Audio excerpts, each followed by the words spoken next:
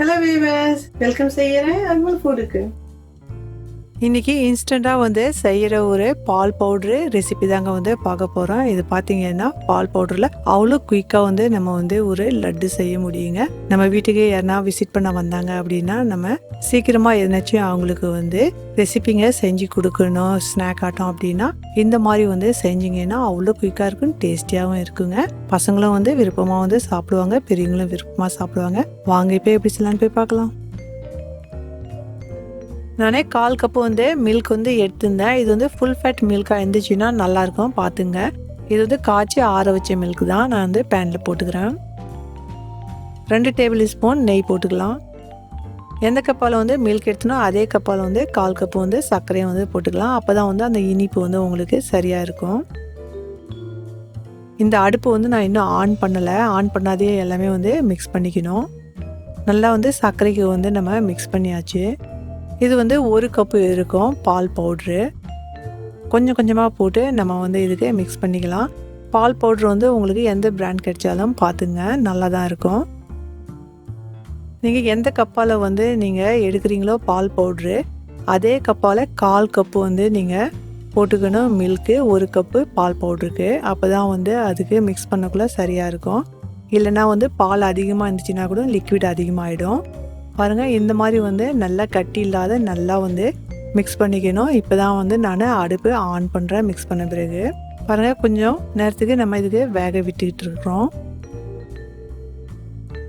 இதில் மறுபடியும் நான் வந்து 1 டேபிள் ஸ்பூன் நெய் வந்து கலந்துக்கிட்டேன்.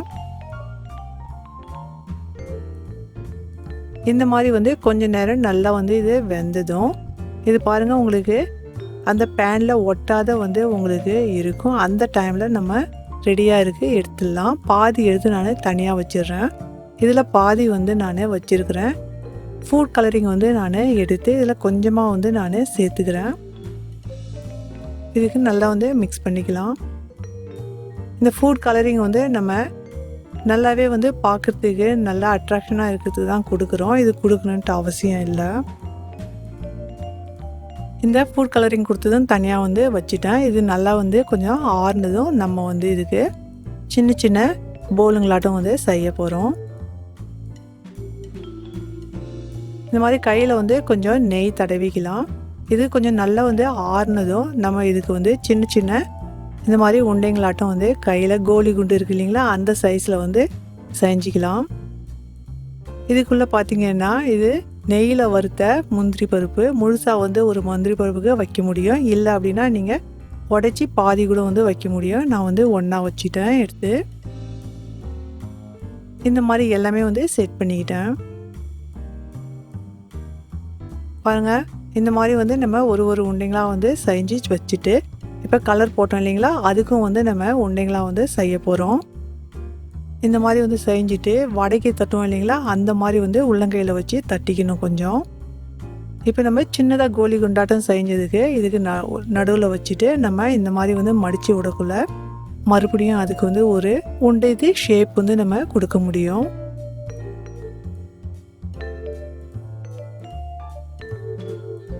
பாருங்கள், எவ்வளோ சூப்பராக வந்து லட்டு ஆட்டம் வந்து நம்மளுக்கு ரெடி ஆயிடுச்சு.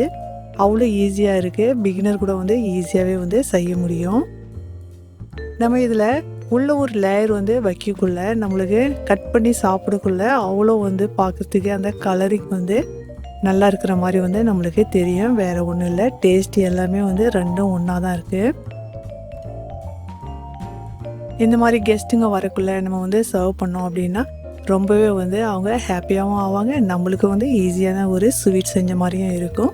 இந்த ரெசிபி பிடிச்சிருந்துச்சுன்னா மறக்காத சப்ஸ்கிரைப் பண்ணுங்கள். Enjoy sweet.